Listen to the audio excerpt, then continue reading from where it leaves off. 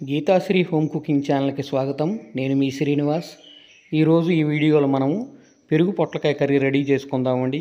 ఇది చాలా టేస్టీగా ఉంటుంది. ఇప్పుడు ఎలా చేసుకోవాలో ప్రాసెస్లోకి వెళ్దాం. ఈ పొట్లకాయ కర్రీ చేయడానికి 2 మీడియం సైజు పెద్ద ఉల్లిపాయలు సన్నగా తరిగి పెట్టుకున్నాను. 1 కప్పు పెరుగు తీసుకుంటున్నానండి. కొంచెం కొత్తిమీర సన్నగా తరిగి పెట్టుకున్నాను. కొంచెం కరివేపాకు ఇవి ఉంటే సరిపోతాయి అన్నమాట. ఇప్పుడు మనము ఈ పెరుగు పొట్లకాయ కూర చేయడానికి నేను ఈ సైజు పొట్లకాయ ఒకటి తీసుకొని ఆ చివర ఈ చివర ఇలా కట్ చేసుకొని పీలర్తో పై తోలంతా తీసేస్తున్నానండి.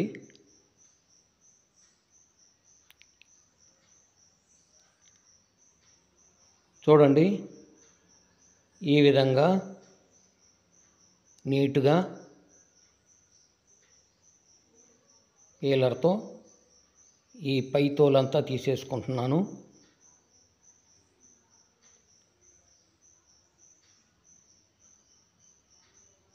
ఓకే, ఇప్పుడు దీన్ని మనం సగాన్ని కట్ చేసుకుంటున్నాను అనమాట.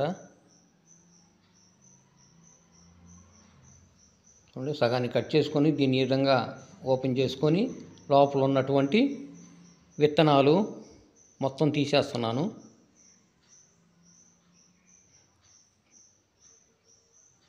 తీసేసుకొని వీటిని సన్నని ముక్కలుగా కట్ చేసుకుందామండి.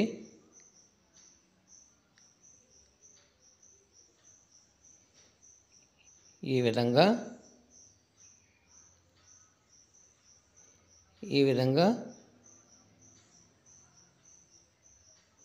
సన్నని ముక్కలుగా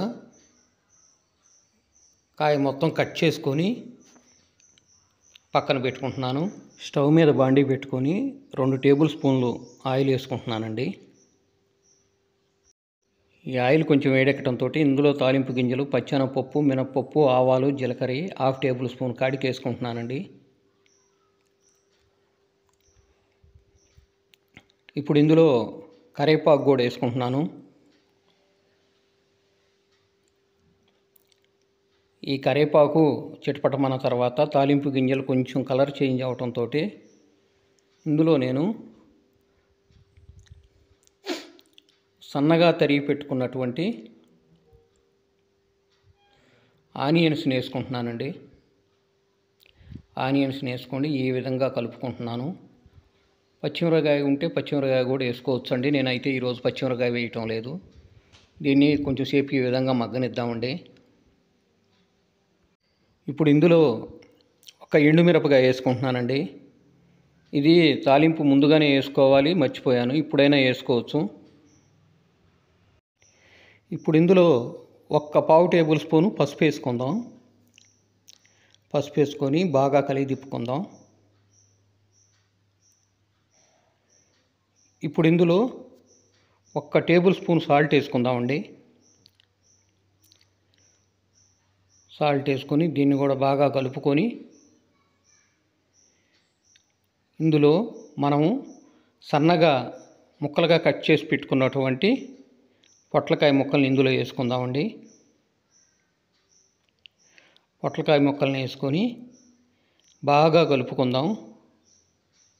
బాగా కలుపుకొని మూత పెట్టి మగ్గనియ్యాలండి. పొట్లకాయ ముక్కల్లోని నీరంతా ఊరి ఆ నీటితోనే పొట్లకాయ ముక్కలు మగ్గాలండి. అంతేగాని మనం వాటర్ యాడ్ చేసుకోకూడదు. చూడండి,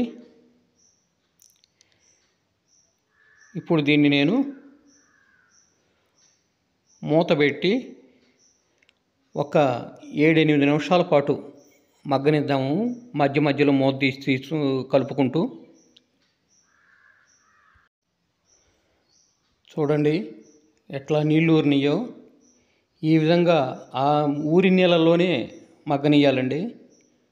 అప్పుడప్పుడు కలయి తిప్పుకుంటూ మరలా మూత పెట్టి మగ్గనిద్దాం. చూడండి ఎలా మగ్గిందో.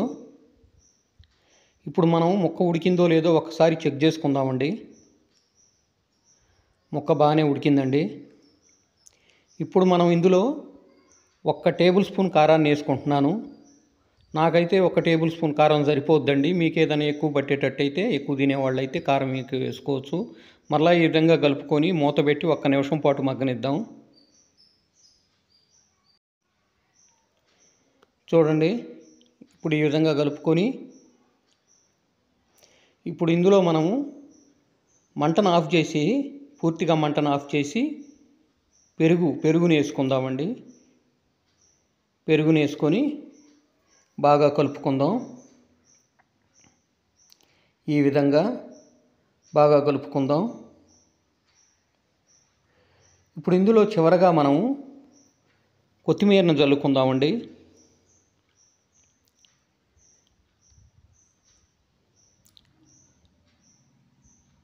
చూడండి, పెరుగు పొట్లకాయ కర్రీ రెడీ అయింది. ఇది చాలా టేస్టీగా ఉంటుందండి. వీడియో నచ్చితే లైక్ చేయండి, షేర్ చేయండి, మన ఛానల్ని సబ్స్క్రైబ్ చేసుకోండి. Thank you.